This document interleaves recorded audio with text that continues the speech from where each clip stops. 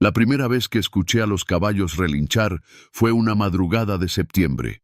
No hacía frío, pero algo en el aire me ponía nervioso, como si el viento trajera murmullos que no eran del todo humanos.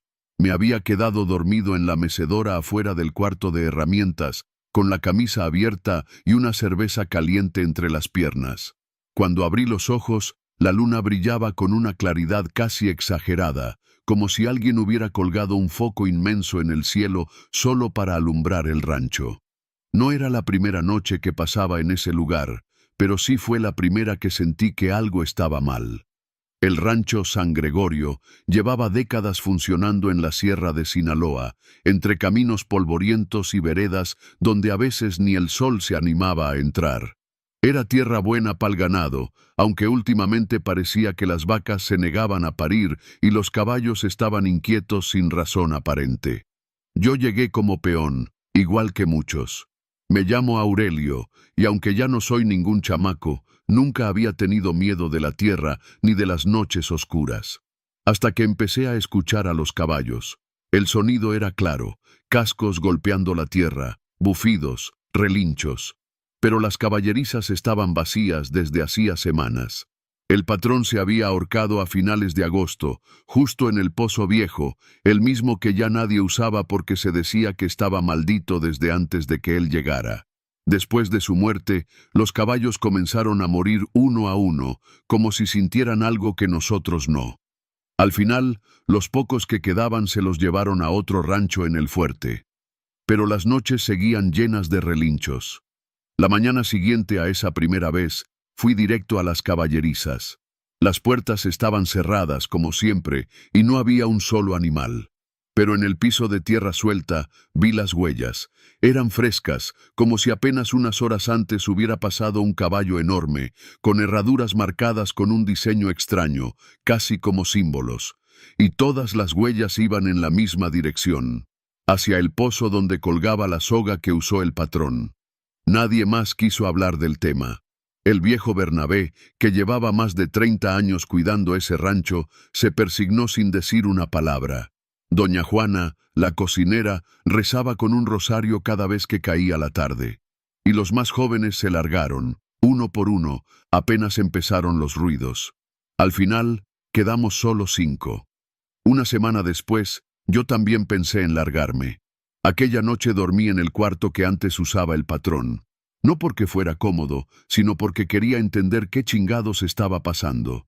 El cuarto seguía tal como él lo dejó. Botellas vacías de mezcal, un sombrero colgado en la cabecera, una foto de la Virgen rota en una esquina del espejo. Y ahí, a la mitad de la madrugada, los volví a oír. No eran solo relinchos esta vez. Escuché pasos pesados en el pasillo, como si alguien, o algo, llevara herraduras en lugar de botas. Me quedé quieto, conteniendo el aliento, mientras las pisadas se acercaban. Cruzaron frente a la puerta, se detuvieron, y luego, muy despacio, siguieron su camino hacia el patio trasero, justo hacia el pozo.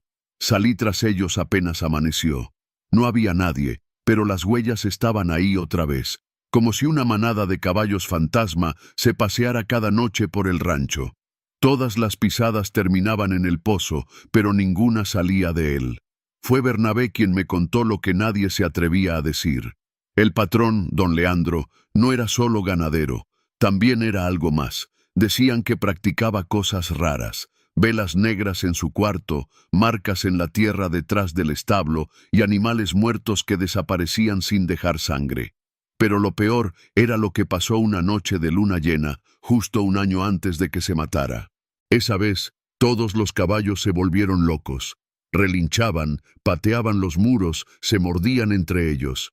Y en medio de esa locura, don Leandro salió con una lámpara y un libro viejo, se metió al pozo y se encerró ahí por varias horas. Cuando salió, traía la ropa manchada con algo espeso, oscuro, que no era ni sangre ni tierra. Desde entonces, cambió. Se volvió más agresivo, se le veían los ojos perdidos. Algunos decían que había hecho un pacto para proteger el rancho, otros que estaba buscando la forma de hacerse eterno. Lo único cierto es que su muerte no trajo paz. Al contrario, las cosas empeoraron a finales de octubre. Una madrugada, Bernabé desapareció. Su hamaca estaba vacía, pero sus botas estaban afuera, perfectamente alineadas, como si se las hubiera quitado con calma. Las huellas, otra vez, llevaban al pozo. Esa misma noche, soñé con caballos, pero no eran normales. Tenían ojos humanos, y en lugar de crines, les salían serpientes negras que siseaban en un idioma que no entendía. Uno de ellos, el más grande, me hablaba con la voz del patrón. No me olvides, Aurelio, ya eres parte de esto. Me desperté bañado en sudor. Sentía el olor a establo podrido dentro del cuarto, como si el sueño hubiera dejado un rastro real. Salí y fui directo al pozo. Por primera vez en años, la tapa de madera estaba abierta. Adentro no vi agua. Vi ojos. Docenas de ojos brillantes que parpadeaban en la oscuridad, mirándome desde el fondo como si esperaran algo. Y juro por mi madre que escuché relinchos saliendo del pozo, pero con voces humanas entremezcladas, llorando, rogando. Al día siguiente, convoqué a los otros 3 que quedaban. Les conté todo, sin ocultar nada. Uno de ellos, Javier, dijo que ya no iba a seguir ahí. Esa misma tarde se fue en su camioneta. Nunca llegó a su casa. La encontraron volteada en una curva antes de llegar a Shua, y él, pues no estaba. En el asiento del copiloto había una herradura oxidada, perfectamente colocada, como si alguien la hubiera dejado ahí de forma deliberada. Ya no había duda. Lo que fuera que don Leandro había desatado seguía en el rancho. Decidimos quemar el pozo. Juntamos leña, gasolina, y al caer la noche hicimos una fogata justo en la boca. Pero las llamas no prendían. La madera chispeaba, sí, pero no ardía. Como si algo invisible la apagara desde dentro. Entonces la tierra tembló. No como en un temblor normal, sino como si el pozo respirara. Un vaho caliente salió disparado, y con él, un relincho espantoso que no venía de ningún caballo vivo. Nos echamos para atrás, y en ese momento, la soga del patrón, que seguía colgada como un recuerdo maldito, se alzó sola y empezó a girar, como buscando cuello. Corrimos. Cada quien se encerró en su cuarto. Esa noche, los relinchos duraron hasta el amanecer. Cuando salí, el último peón que quedaba, Hilario, ya no estaba. Solo encontré sus huellas, y sí, otra vez, iban directas al pozo. Desde entonces, estoy solo. Pero no me he ido. No puedo. Cada noche, los caballos relinchan. Cada madrugada, escucho pasos de cascos en la tierra, cadenas arrastrándose, lamentos, y cada amanecer, las huellas van directo al pozo. A veces, me siento tentado a bajar, a meterme ahí, como lo hizo el patrón. Siento que me llama, que me promete algo, que ya no hay otra salida. Pero no, yo no voy a caer en lo mismo. Hoy es 23 de octubre, llevo 40 noches solo aquí, no sé cuánto más aguante, pero esta noche es diferente. Ya no solo relinchan, ahora me hablan, me llaman por mi nombre, me dicen que ya es hora. No bajé al pozo, pero esta mañana, al verme en el espejo, me di cuenta de algo. Mis ojos ya no son los mismos, ahora reflejan algo más, algo que no es mío. Algo que vino de abajo, y cuando camino por el rancho, los perros bajan la cabeza, los pájaros callan, y el viento deja de soplar. Quizá no bajé al pozo, pero el pozo sí subió a mí.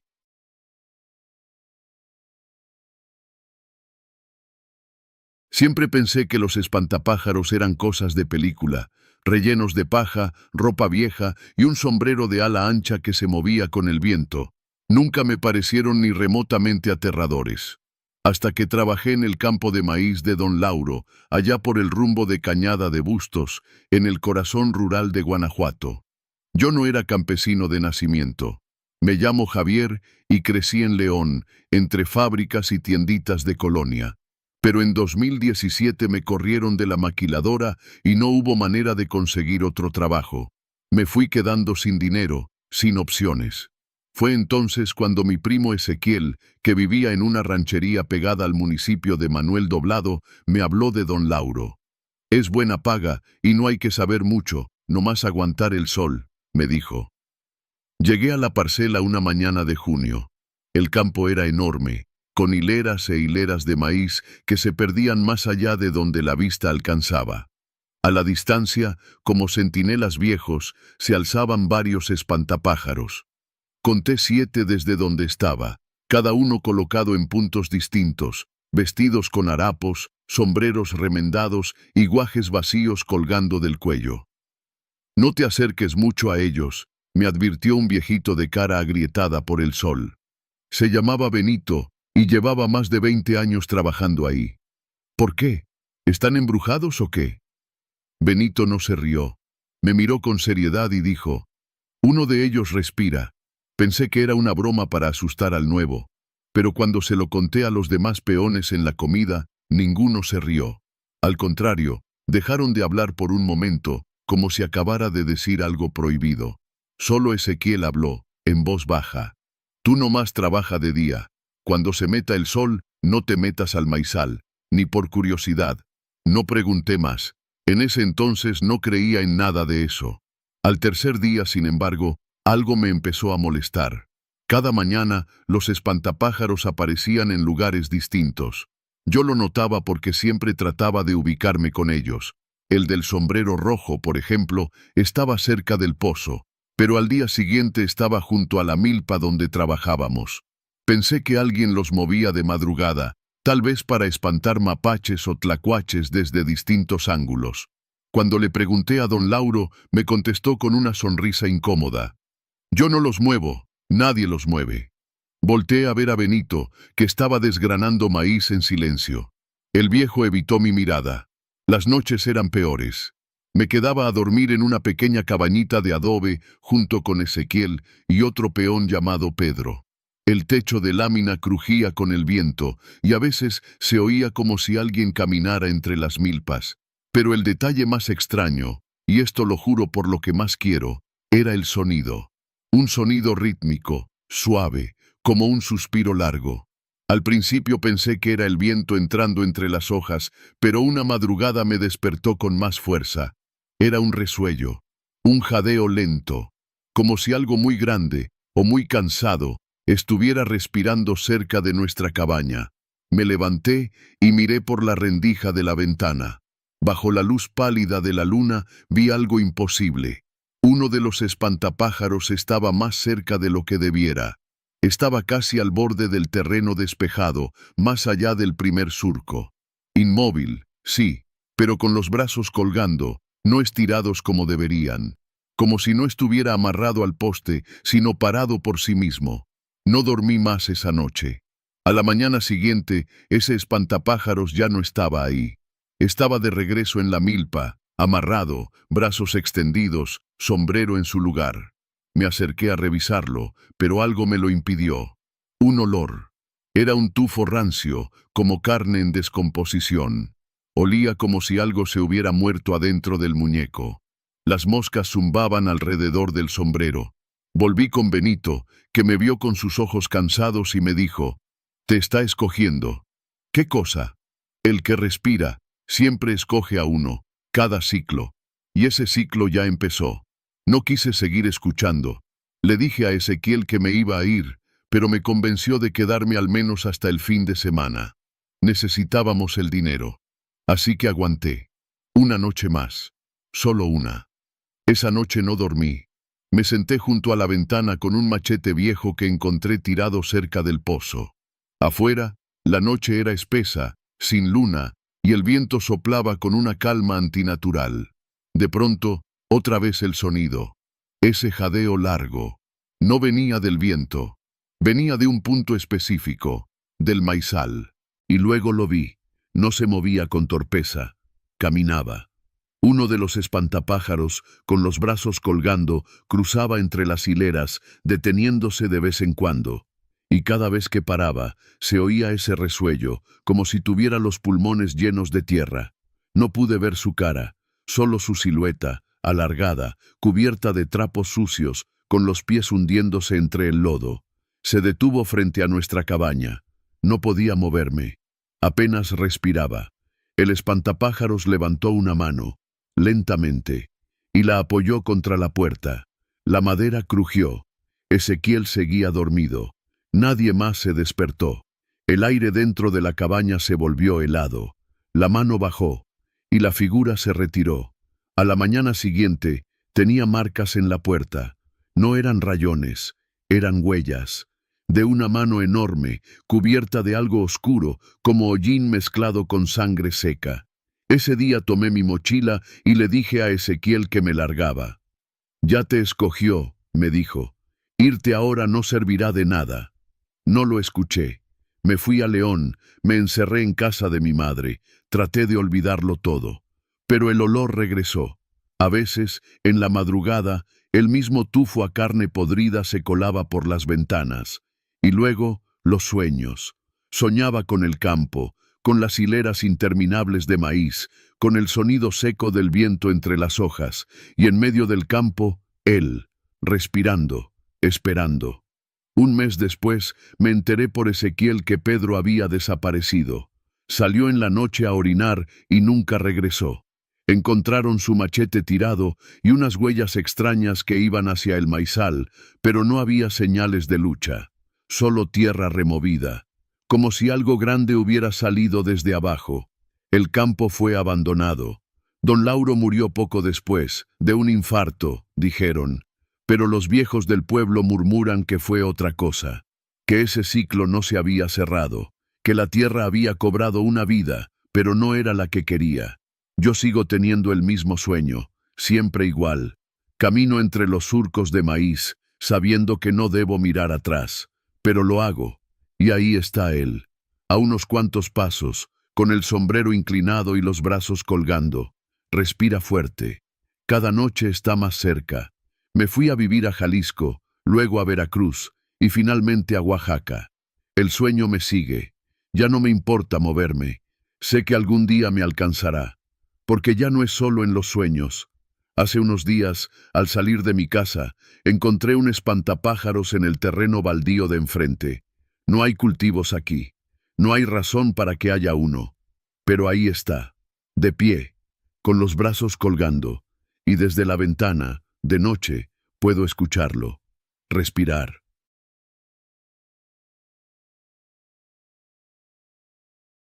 No tengo explicación lógica para lo que vi en ese lugar, pero cada noche, cuando cierro los ojos, escucho el sonido de las sogas rozando los maderos, como si algo o alguien siguiera desatando las amarras, una por una, justo al momento de pronunciar mi nombre. Todo empezó cuando mi primo Gerardo me ofreció trabajo en un viejo rancho que había heredado de un tío lejano. El lugar estaba en plena sierra de Chihuahua, entre caminos de terracería y veredas que solo conocían los que nacieron ahí. Él necesitaba ayuda para limpiar, reparar lo que se pudiera y ver si podía hacerlo funcionar otra vez. Yo no tenía mucho que perder. Había dejado la ciudad después de una mala racha, así que acepté. El rancho se llamaba San Agustín, aunque entre los viejos del pueblo más cercano, un caserío llamado Tonachi, como a 2 horas a caballo, le decían el Rancho del Silencio. Según ellos, ahí pasaban cosas que nadie podía explicar, que las vacas se perdían sin dejar huella, que los perros no ladraban si algo se acercaba en la noche y que ni los coyotes se atrevían a husmear por los corrales. Cuando llegamos, lo primero que noté fue el silencio. No era solo que no se oyeran voces ni motores. Era un silencio que te calaba los huesos. Nada de insectos, ni chicharras, ni siquiera el viento entre los mezquites. Solo ese maldito mutismo espeso que te hace dudar si estás solo o si algo más está callado contigo.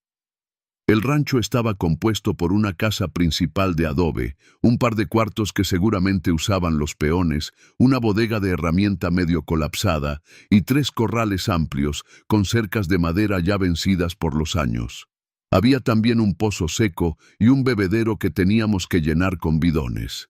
Las primeras noches fueron tranquilas. Dormíamos en catres dentro de la casa principal, con candado en la puerta, más por costumbre que por miedo. Pero a la 4ª noche empezaron los ruidos.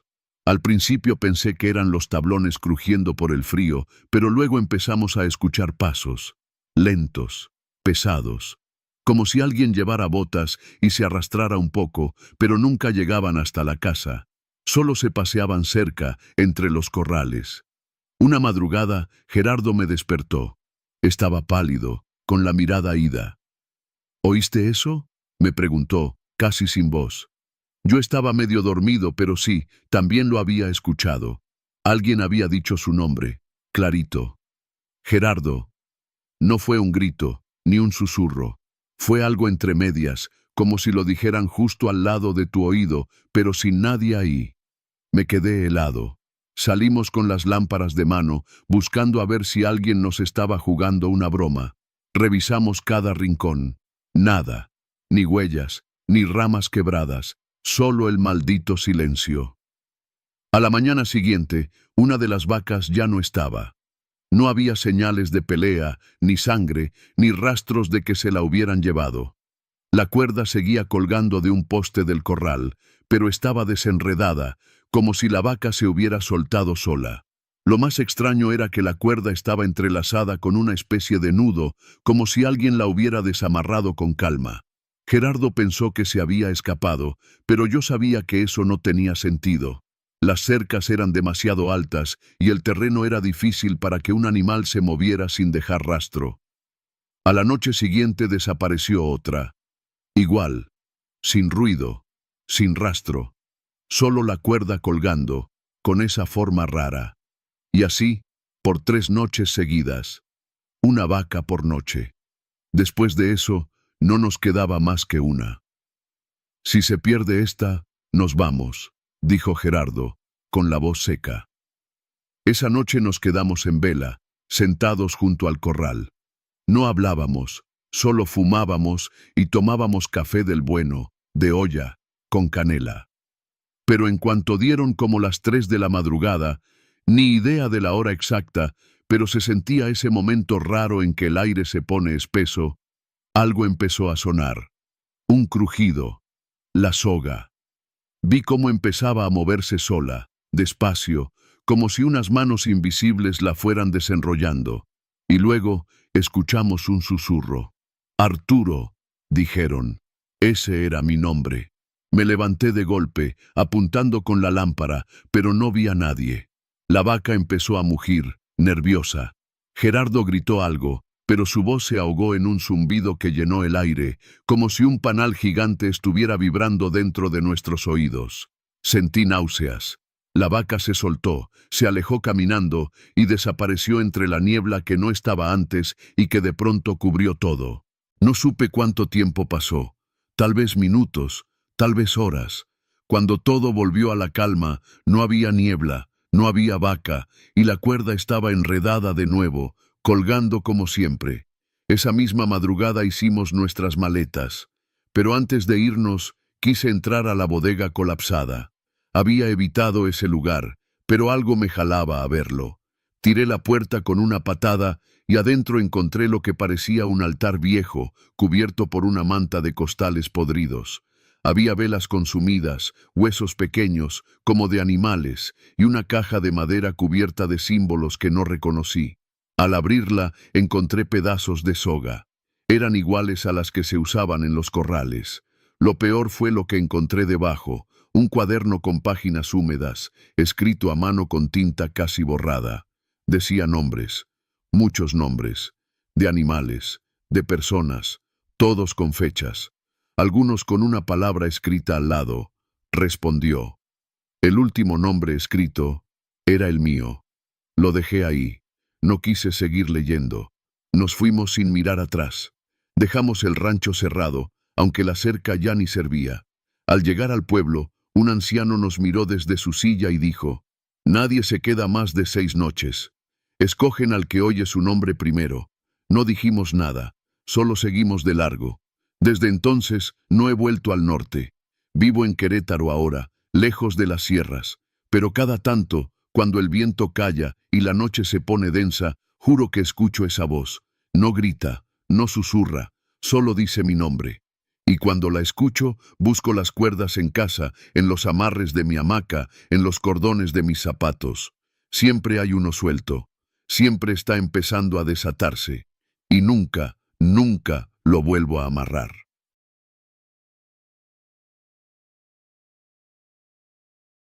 No soy un hombre supersticioso. Ni me dejo llevar por cuentos de viejas ni por leyendas de borrachos. Pero lo que me pasó aquel año, en los campos de agave de Amatitán, fue tan real como el ardor del sol rajándome la nuca, como el filo de la coa entrando en la tierra. Y desde entonces no he vuelto a probar una gota de mezcal. Llegué a Jalisco en enero, cuando los días todavía eran frescos y las mañanas traían esa neblina espesa que se posa entre las pencas como si el campo estuviera respirando. Yo venía de León, buscando chamba después de que la fábrica de calzado cerró.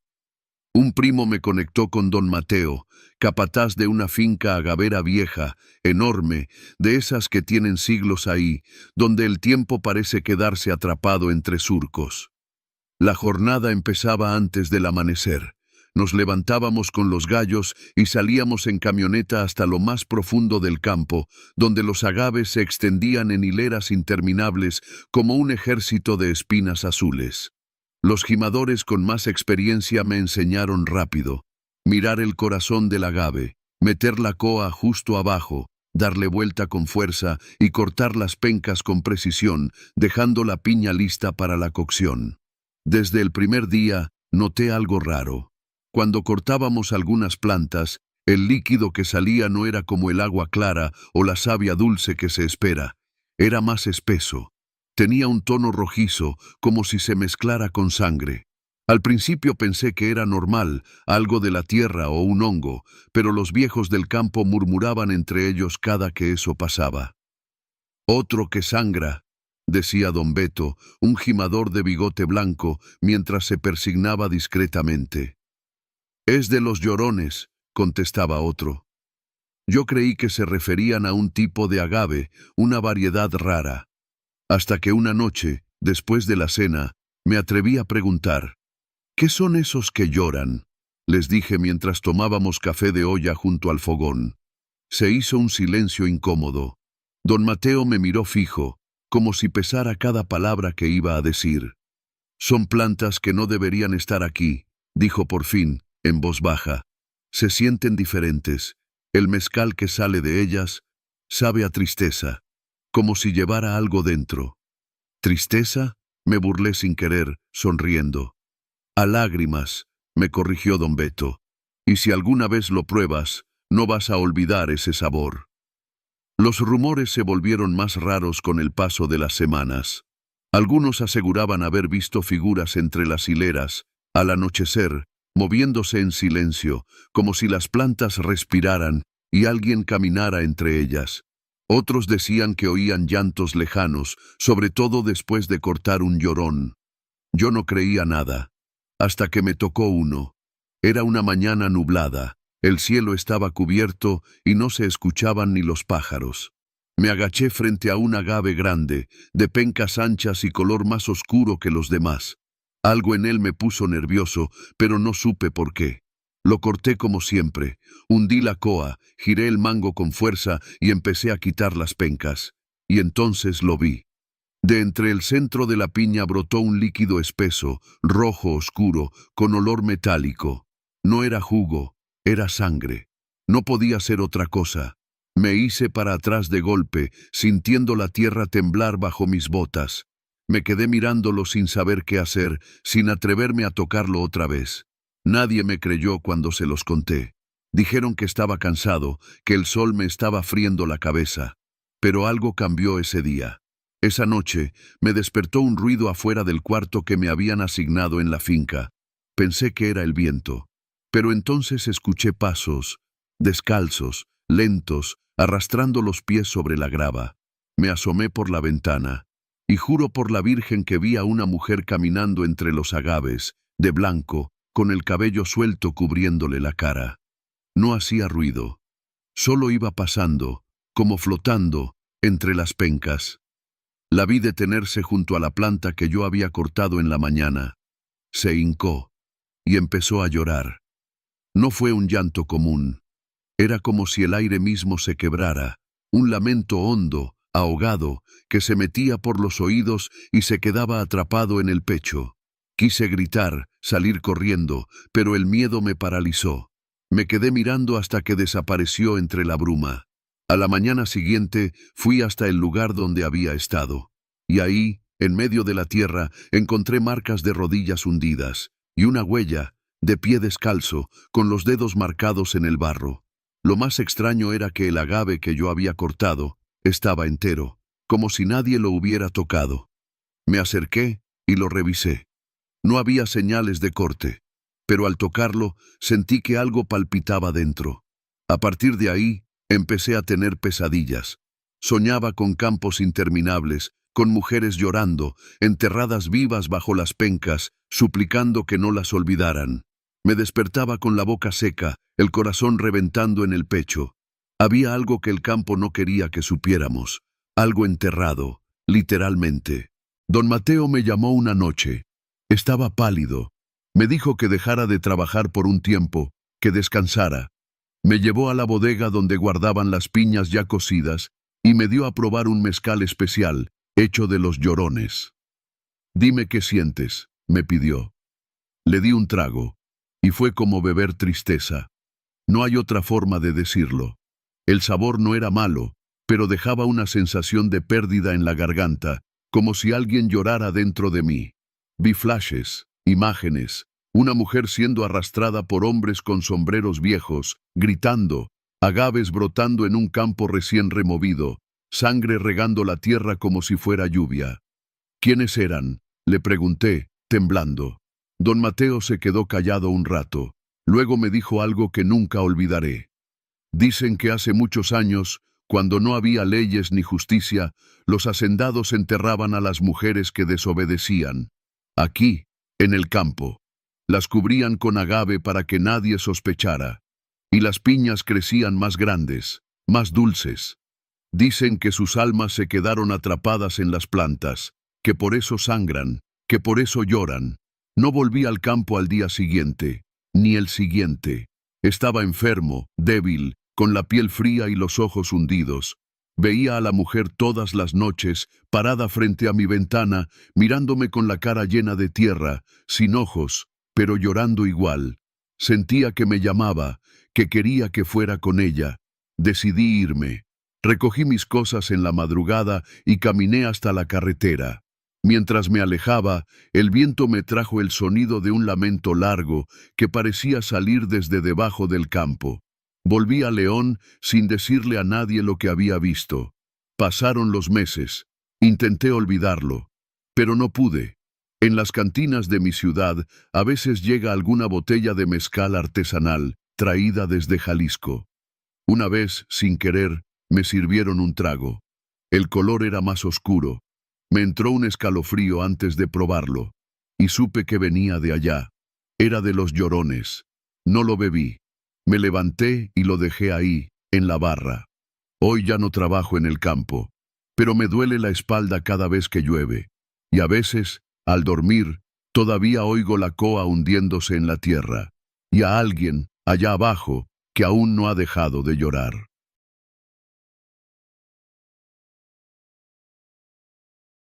Cuando uno crece en el campo, sobre todo en un rancho como el nuestro, en el corazón de Durango, aprende desde chamaco que los muertos no se van tan lejos como dicen.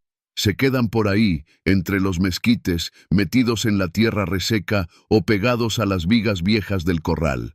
A veces, si uno pone atención, se escuchan pasos donde no debería haber nadie, o se siente un aire frío cruzar la cocina, aunque afuera esté cayendo el sol a plomo.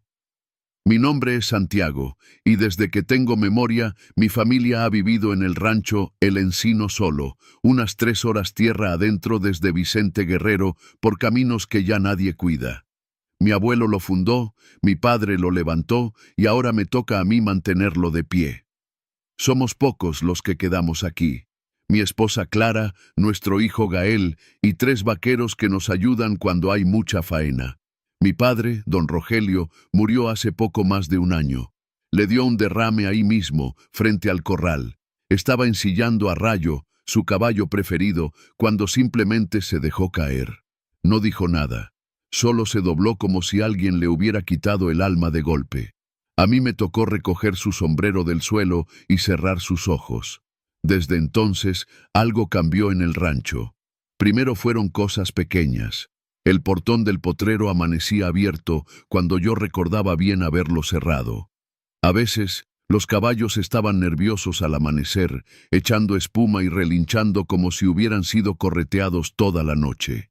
Una vez, la yegua nueva que acabábamos de traer de Xúchitl apareció sudada y con marcas frescas de silla, pero nadie la había montado. Pensé que alguno de los muchachos andaba de metiche o que quizá algún ladrón se metía en la noche, pero nada cuadraba. Teníamos perros y ninguno ladraba. Además, las huellas eran raras. Solo un par, como si el jinete bajara del caballo en el mismo lugar cada vez. Eran botas grandes, gastadas, justo del número que usaba mi padre. No dije nada. No quería preocupar a Clara, y menos a Gael, que apenas cumplía los 12. Pero las cosas siguieron. A veces, mientras tomaba café en la cocina al despuntar el día, me parecía oír el chirrido del cuero en el corral, como si alguien estuviera ensillando con calma. Cuando salía, no había nadie. Solo la silla vieja colgada, moviéndose despacito, como si acabaran de bajarla. Todo explotó hace unas semanas, una madrugada que no voy a olvidar jamás. Eran como las 5, todavía oscuro, y yo ya estaba despierto. El gallo aún no cantaba, pero el cuerpo en el campo se acostumbra a vivir con el sol. Me puse los pantalones de mezclilla, la camisa de cuadros y salí al patio con mi café humeante en la mano. Entonces lo vi. En el corral, bajo la tenue luz que venía del cobertizo, estaba mi padre. Era él. Tenía la espalda encorvada como siempre, las manos grandes y curtidas ajustando la cincha. Vestía su chamarra de cuero café y el sombrero con la cinta negra que usaba los domingos. No parecía un fantasma. No brillaba, no flotaba, no se veía transparente. Era él, como si nunca se hubiera muerto. Se me fue el aliento. Sentí un hueco helado en el estómago y el café se me cayó de la mano. Apreté los puños, me acerqué con pasos lentos, el corazón retumbando como martillo. Cuando estuve a unos cuantos metros, grité, «¡Papá!». No volteó. Siguió ensillando como si nada. La silla rechinaba, el caballo, que no reconocí, respiraba fuerte, como impaciente. Pero cuando di un paso más, todo se esfumó. No hubo un ruido fuerte, ni humo, ni luces, solo... Ya no estaba. La imagen se deshizo como si el aire la hubiera borrado. No había caballo, no había nadie. Solo quedó la silla colocada sobre la barda del corral y, en la tierra húmeda por el rocío, 2 huellas frescas. Eran huellas de botas, hondas, como si alguien con peso real las hubiera dejado. Me quedé ahí parado quién sabe cuánto tiempo. Las piernas me temblaban. Me agaché, toqué las marcas. El lodo todavía estaba caliente. Entré tambaleando a la casa. Clara me vio pálido y no preguntó nada. Solo me sirvió otro café y me apretó la mano. «¿Lo viste, verdad?», asentí. «¿También tú?». «Yo lo escucho, algunas madrugadas. No quise decirte. Pensé que era mi cabeza». Pasaron los días y no volvió a aparecer. Pero una noche, uno de los vaqueros, Hilario, llegó hecho un trapo. «Don Santiago, yo vi algo. Anoche. Juro que no estaba borracho». Me contó que mientras hacía ronda por los potreros, vio una figura montando a caballo entre las sombras. Se acercó pensando que era yo, pero cuando le gritó, el jinete se desvaneció frente a sus ojos. «El caballo», dijo, «no hizo ruido, ni un relincho, nada». Hilario pidió irse al día siguiente. Empecé a temer que lo que fuera que anduviera por el rancho no era exactamente mi padre, o al menos no lo que quedaba de él. Una noche decidí hacer guardia. Me senté con una lámpara de gas junto al corral, armado con mi rifle, aunque sabía que de poco iba a servir. No pasó nada hasta justo antes del amanecer. Primero escuché el sonido, el cuero de la silla frotándose, el tintinear del freno, las pisadas en la tierra. Cuando volteé, ahí estaba de nuevo, mi padre, ensillando como antes. Cada movimiento era metódico, repetido, como si lo hubiera hecho 1000 veces. Lo observé en silencio, sintiendo un terror mezclado con tristeza. «¿Qué quieres?», Pregunté, sin esperar respuesta. Entonces se detuvo. Lentamente levantó la cabeza, y aunque no pude ver su rostro con claridad, sentí su mirada pesada, cargada de algo que no supe descifrar. No fue odio, no fue cariño, fue necesidad, como si estuviera atrapado. Extendió una mano hacia la silla, y luego hacia mí. No me acerqué. No podía. Solo cerré los ojos y murmuré una oración. Cuando los abrí, había desaparecido. Esa mañana, enterré la silla. No me atreví a quemarla. La metí en una fosa cerca del mezquite viejo, donde de niño mi padre me enseñó a montar.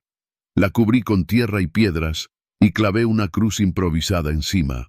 No ha vuelto desde entonces. Pero cada amanecer me levanto antes del sol. Camino hasta el corral. Reviso las huellas en la tierra. Algunas veces hay marcas frescas, otras no. A veces escucho a lo lejos el relincho de un caballo que no tenemos, o el chasquido del cuero siendo ajustado por manos invisibles. No sé si mi padre está penando, si algo se quedó con él, o si el rancho mismo lo retiene. Pero sé que algo sigue ensillando al amanecer, como si el trabajo no hubiera terminado, como si alguien tuviera que montar, tarde o temprano.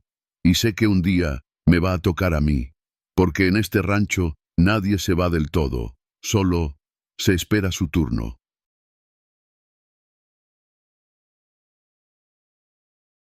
No soy alguien que se asuste fácil. No lo era, al menos. Crecí en Guadalupe, Zacatecas, a las orillas del Cerro de la Virgen, donde los perros aúllan más de lo normal, y los viejitos de la colonia todavía se persignan cuando cae la noche. De niño me decían que no caminara por los campos solos, menos por el rumbo de Betagrande, donde las minas viejas escupen historias de muertos que nunca encontraron su salida. Pero uno crece, se vuelve escéptico. Empieza a creer que todo lo que no se puede explicar es producto del aburrimiento rural, hasta que te pasa algo que no tiene cómo explicarse. Yo trabajaba para una compañía de fumigación, nada glamoroso, pero daba para mantenerme. Me tocaba atender parcelas, invernaderos, ranchitos con problemas de plagas, cosas así. Un viernes, casi al anochecer, me llamaron para una inspección urgente en un campo de girasoles, rumbo a Betagrande. El dueño, don Manuel, un señor mayor que vivía en una casita al fondo del terreno, decía que sus flores se estaban marchitando sin razón y que los pájaros no se acercaban desde hacía semanas. No sé qué está pasando, muchacho, pero las flores se están comportando raro, me dijo al teléfono. Giran, pero no hacia el sol, hacia el ruido. Pensé que era una exageración de viejo, el calor, la edad, la paranoia, pero igual fui. Llegué como a eso de las 7 de la tarde. El cielo ya se estaba tiñendo de naranja y un aire seco y áspero corría por los caminos de terracería. Recuerdo haber apagado el motor de la camioneta y notar algo raro de inmediato. Silencio. Un silencio que no era normal en el campo. No había chicharras, no había pájaros, ni siquiera el zumbido de insectos, solo el viento que movía ligeramente las cabezas enormes de los girasoles. Había miles de ellos, una marea amarilla interminable. Don Manuel salió a recibirme, visiblemente inquieto. Vestía un sombrero viejo y una camisa manchada de sudor. Me ofreció agua de limón, que rechacé. No quería quedarme más tiempo del necesario. Mire, la fumigación no es urgente, me dijo en voz baja, como si temiera que alguien más lo oyera. Pero quiero que vea esto. No se lo he dicho a nadie. Mis hijos ya ni me visitan. Creen que estoy loco.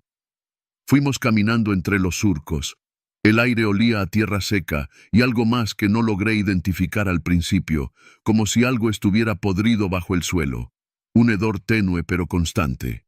Espere, me dijo de pronto, levantando una mano. No haga ruido. Nos detuvimos. Yo solo escuchaba el viento. Entonces él chasqueó los dedos, fuerte, 2 veces. Y ahí fue cuando todo cambió. Las flores, todas, miles de cabezas amarillas se movieron en un mismo instante. Giraron lentamente, crujientes, hasta apuntar directamente hacia nosotros, hacia su ruido. ¿Lo ve?, murmuró. No es normal. Sentí cómo se me tensaban los hombros. Tuve que tragar saliva. No lo quería aceptar, pero había algo profundamente incorrecto en eso. Era como si las flores vieran, como si escucharan. Pero no tenía sentido. Los girasoles siguen al sol. Siempre ha sido así. Es lo que los hace especiales. Esto empezó hace como 2 semanas, dijo don Manuel mientras reanudábamos el paso. Yo estaba limpiando el terreno al fondo, donde estaba el pozo viejo. Tiré unas ramas secas ahí y encontré algo. Se detuvo, mirándome con una mezcla de culpa y miedo. Un bulto, como un costal amarrado con mecate. Estaba cubierto de lodo y raíces, y de él salía un olor, como a carne vieja. No lo abrí. Lo volví a enterrar. Pero desde entonces las flores están así. Esa noche no quise seguir. Le prometí que regresaría con el equipo para fumigar el lunes, aunque en el fondo sabía que lo que pasaba ahí no tenía nada que ver con plagas. Volví el lunes, pero don Manuel no salió a recibirme. Toqué la puerta. Golpeé las ventanas. Nadie contestó. Entré. Su casa olía fuerte a orines y sudor viejo, pero estaba vacía. Sobre la mesa había un plato de comida a medio terminar y una silla tirada. Salí al campo, esta vez solo. Las flores estaban quietas, pero al dar unos pasos sentí que el silencio era aún más denso que antes. Entonces, como para comprobar algo, chasqueé los dedos. Otra vez, los girasoles giraron, uno por uno, crujientes, lentamente, hasta que todas sus caras apuntaron a la mía. Me sentí observado, juzgado. Decidí buscar el pozo viejo. Tuve que abrirme paso entre las flores altas que me llegaban al pecho. Había un sendero apenas visible, como si alguien hubiera pasado recientemente por ahí. El aire se sentía más denso, más húmedo. A medida que me acercaba, el olor a putrefacción crecía. Una peste asquerosa, como si alguien hubiera dejado una res muerta bajo el sol por días. Cuando por fin llegué, vi que el pozo estaba parcialmente cubierto con tablas y piedras. Las moví. El interior era oscuro, y de él subía un aire caliente, casi aceitoso.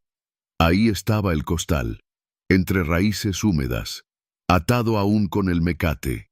Saqué el celular, encendí la linterna y bajé con cuidado, usando las piedras incrustadas en las paredes. Al tocar el costal, sentí que algo se movía dentro. No una alimaña, algo más pesado, algo que parecía respirar. Me congelé. Un ruido suave se escuchó arriba, como hojas moviéndose. Cuando miré hacia la boca del pozo, las flores estaban todas ahí, asomándose, miles de rostros amarillos apuntando hacia abajo, hacia mí. Solté un grito y empecé a subir. Cuando llegué arriba, las flores se abrieron como un pasillo. No era normal. Era como si se apartaran para dejarme salir. Corrí hasta la camioneta y me fui sin mirar atrás. Esa noche soñé con don Manuel. Estaba en el campo, de pie, rodeado por los girasoles. Me decía que ya era tarde, que ella estaba despierta, que había visto mi rostro. Desperté sudando. No volví al campo, pero no fue necesario. 2 días después, en las noticias locales, anunciaron que habían encontrado el cuerpo de un hombre mayor en un terreno agrícola entre Betagrande y Guadalupe, sin signos de violencia, sin explicación médica. Murió como si su corazón simplemente se hubiera detenido. Su rostro estaba torcido en una expresión de terror absoluto. Sabía que era don Manuel. Pasaron semanas. Pensé que había terminado, que lo que fuera que estaba en ese campo se había quedado ahí. Pero una madrugada, mientras regresaba de una reunión con unos amigos, tomé un atajo por la carretera vieja, esa que pasa cerca de donde estaba el campo. No tenía intención de detenerme, pero algo me hizo frenar. Las flores, a pesar de que era de noche, estaban erguidas, no dormidas como deberían, y todas apuntaban hacia la carretera, apuntaban a mí. Apagué el motor, bajé el cristal, silencio total. Entonces, sin querer, carraspeé la garganta, y las flores se giraron, como un solo cuerpo, como una mente colectiva, y sus rostros amarillos se clavaron en el mío. Tuve que arrancar y largarme de ahí, casi perdiendo el control en una curva. Desde entonces, algo cambió en mí. Cada vez que escucho un ruido en la noche, tengo que resistir la urgencia de voltear bruscamente, esperando encontrar miles de rostros amarillos observándome. Ya no duermo bien. He perdido peso. Mis amigos dicen que tengo la mirada ida. Nadie me cree lo del campo. Dicen que fue una alucinación, que don Manuel era viejo y su muerte fue natural.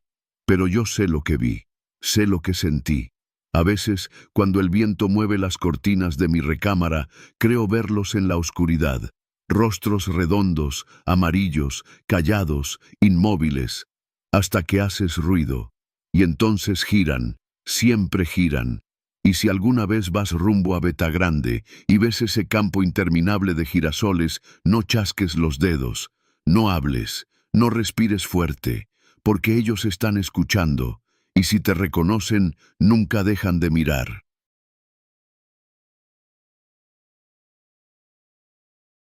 No me acuerdo del último día que dormí bien antes de irme al rancho. Y no lo digo por el trabajo, que de por sí ya es pesado, ni por los insomnios de ciudad. Lo digo porque lo que viví allá, en medio del monte veracruzano, me quebró por dentro. Y aunque sobreviví, la vida ya no me sabe igual desde que vi lo que vi. Yo soy Guillermo, pero todos me dicen Memo. Tengo 36 años y crecí en Coatzacoalcos, aunque me mudé al norte buscando mejor vida. Cuando mi tío Eulogio, que era el encargado de un rancho ganadero cerca de Guayacocotla, se enfermó, mi tía me pidió que me hiciera cargo un tiempo. Era septiembre, y según ella nomás era cosa de unas semanas mientras se recuperaba. Yo acepté sin pensarlo. Me imaginé días tranquilos, carne asada, caballos y un poco de aire fresco. Pero apenas pisé el lugar, sentí que algo no estaba bien. El rancho se llama El Cántaro y está encajonado entre cerros, rodeado por una mezcla espesa de monte y neblina. No había señal de celular ni televisión, y el único sonido constante era el mugido lejano de las reses y el canto triste de los tecolotes. Era un rancho antiguo, con casa de adobe y techo de lámina oxidada. Las paredes olían a humedad y orina de murciélago, y la madera crujía sola por las noches, como si alguien caminara en puntas por los pasillos. Desde el primer día, los peones me vieron raro, especialmente Eladio, un viejo de cara seca, ojos pequeños y manos llenas de cicatrices. Me dijo algo que me pareció una broma de mal gusto. Cuando la luna se pone como sangre, no salga, joven. Y si las vacas se quedan viendo pa'l monte, rece. Porque siempre se llevan una. Pensé que era una superstición más, como las muchas que uno escucha en los pueblos. Pero al segundo día, vi lo que decía. Justo al caer la noche, la luna salió enorme y roja, como si la hubieran pintado con chile molido. Las reses, más de 100, dejaron de pastar al mismo tiempo. Se quedaron inmóviles, con la cabeza alzada, todas mirando hacia el monte. No mugían, no se movían, nada.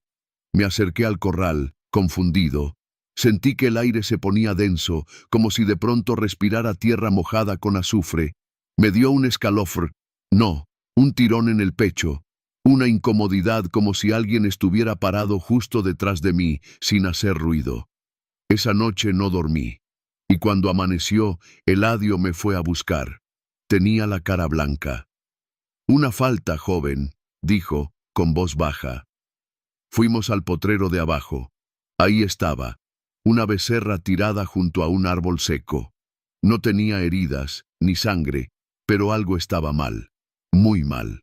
El hocico lo tenía completamente cosido, no amarrado, cosido, con hilo negro grueso, como de zapatero, y las costuras estaban frescas, aún húmedas, como si alguien lo hubiera hecho apenas un par de horas antes. La llevamos a la bodega, y yo intenté buscar alguna explicación lógica. ¿Un bromista? ¿Alguien del pueblo que nos odia? Pero, ¿para qué coserle el hocico a una vaca? ¿Por qué en silencio, sin dejar rastro? Las noches siguientes fueron peores. Cada vez que la luna se teñía de rojo, las reses repetían el mismo comportamiento. Y cada vez, al amanecer, aparecía otra víctima. Una novilla, un toro joven, una vaca vieja, siempre con el hocico sellado por puntadas negras, tensas, casi quirúrgicas, como si algo, o alguien, quisiera evitar que mugieran. Intenté poner cámaras, pero las baterías se agotaban sin razón. Una noche, dormí en el potrero, con una escopeta y una lámpara. Pero cuando desperté, no recordaba en qué momento me había dormido. Tenía tierra en la boca, la camisa rasgada, y frente a mí, una vaca con el hocico cosido, y los ojos completamente blancos, como si algo se los hubiera chupado por dentro. Empecé a preguntar en el pueblo. La mayoría evitaba mirarme a los ojos. Solo una mujer, doña Pascuala, una curandera de las de antes, me habló con franqueza. Me citó en su jacal, en medio de la milpa. Me ofreció café con piloncillo y me miró como si supiera lo que estaba viviendo. Ese rancho, antes fue tierra de brujos, me dijo, revolviendo su café. El monte se cobra lo que se le negó. Ahí mataron animales que no eran pa' comer, sino parritos. Animales que chillaron como gente cuando los mataron. Ahora no quieren que chillen más, por eso les cosen el hocico. Le pedí que me ayudara, que me dijera qué hacer. Me dio un manojo de ruda, unas cruces de ocote y un frasco de lo que olía como orina con salvia. Me dijo que lo pusiera en los 4 extremos del rancho, que no dejara veladoras encendidas después de medianoche, que no respondiera si escuchaba que alguien me hablaba desde el monte. Lo hice, todo, pero no sirvió. Una madrugada desperté porque escuché los cencerros. No era su sonido normal. Eran golpes secos, uno tras otro, como si algo los estuviera sacudiendo con rabia. Salí corriendo con la lámpara y la escopeta. No había luna, pero el cielo estaba enrojecido, como si ardiera desde dentro. Las reses estaban apretadas contra el cerco, balando bajito. En el monte vi luces, no como lámparas, sino como fuegos fatuos, azulados, danzando entre los árboles. Y entonces lo vi, una figura, alta, más alta que cualquier hombre, delgada, como hecha de ramas secas. Caminaba lentamente hacia el cerco. No tenía rostro, solo una especie de cráneo alargado, con una mueca cosida también, como si se burlara de nosotros. Las reses no se movían, solo balaban quedito, sin fuerza. La figura alzó una mano y apuntó hacia una de ellas. Y la vaca, como hipnotizada, salió del cerco, caminando sola, hacia el monte. Nadie la detuvo. Yo no pude moverme. Estaba paralizado, con el cuerpo helado y la boca seca. La figura desapareció entre los árboles, y yo me quedé ahí, temblando, hasta que amaneció. La vaca apareció al día siguiente, muerta, con el hocico cosido. Pero esa vez, además, tenía algo más, un símbolo tallado en el lomo, como una espiral con picos. Lo reconocí.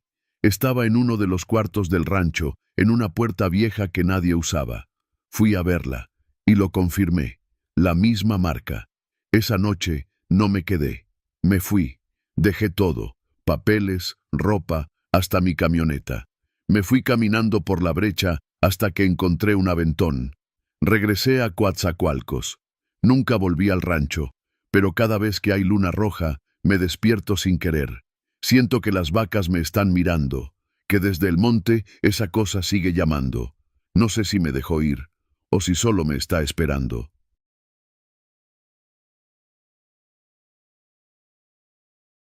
Cuando uno trabaja en el campo, aprende rápido a no hacer demasiadas preguntas.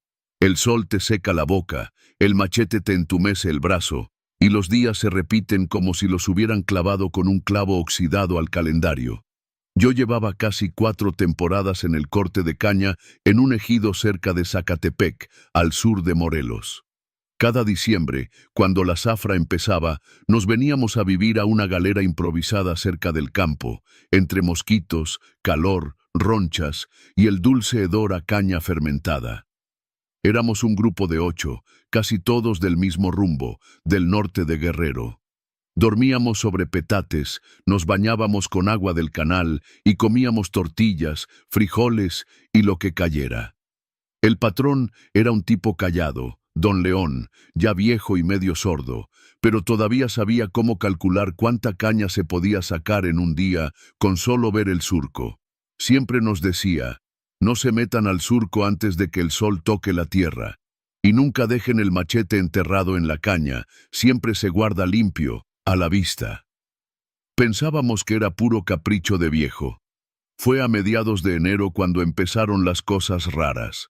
El calor ese día estaba más bravo de lo normal. No había nubes, el aire no se movía, y el sudor nos escurría por la espalda como si estuviéramos metidos en una olla. Me acuerdo bien porque justo ese día se nos unió un chamaco nuevo, de Cuautla, de nombre Jacinto. Tendría unos 17 años, todo piel y hueso, pero con hambre de trabajar. Nos cayó bien de entrada, era risueño, medio inocente. Empezamos a cortar desde las 7. El sol apenas se levantaba y ya se sentía como si ardiera la tierra.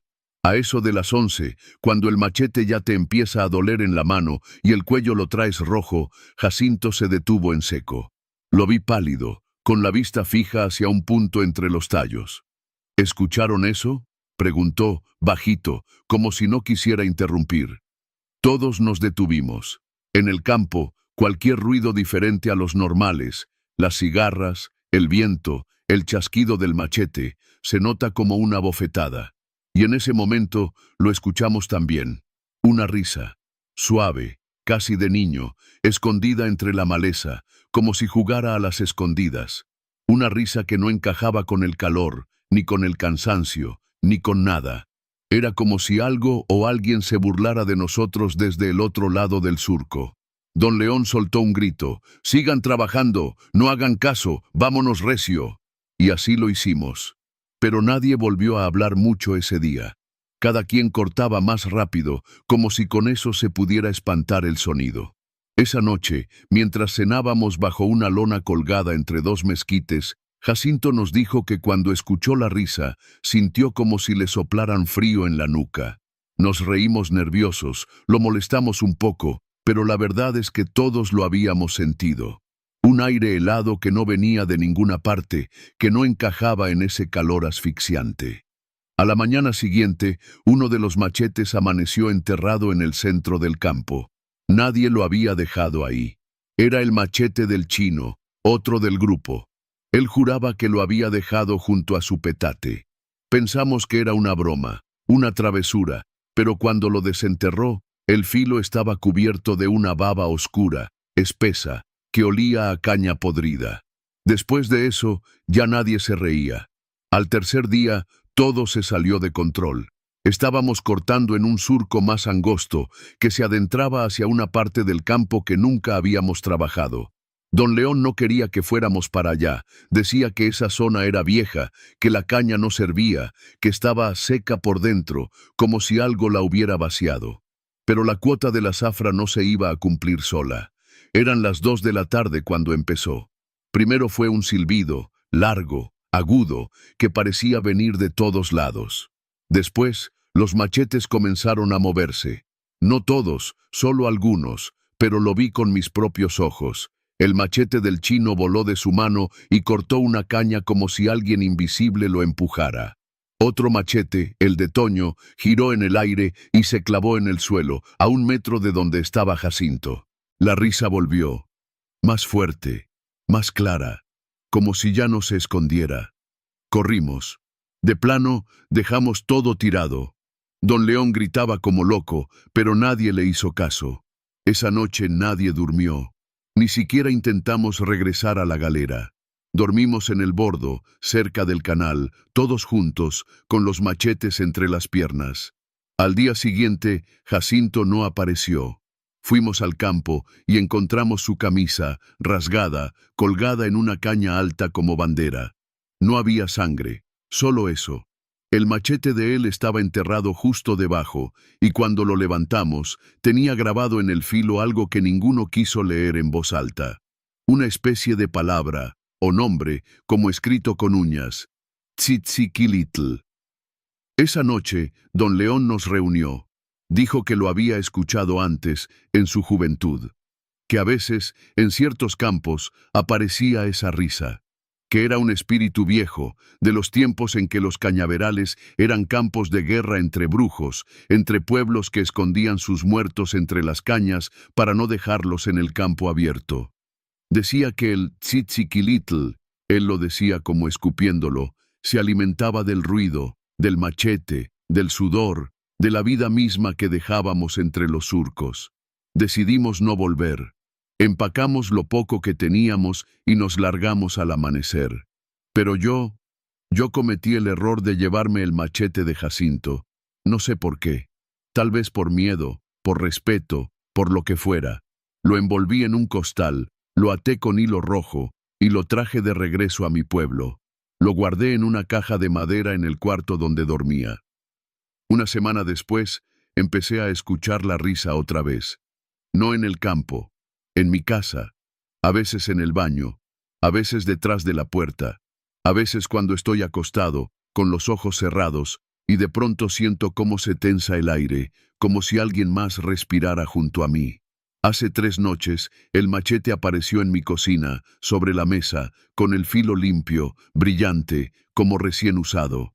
Mis gallinas estaban muertas en el patio, todas con un solo tajo limpio en el cuello.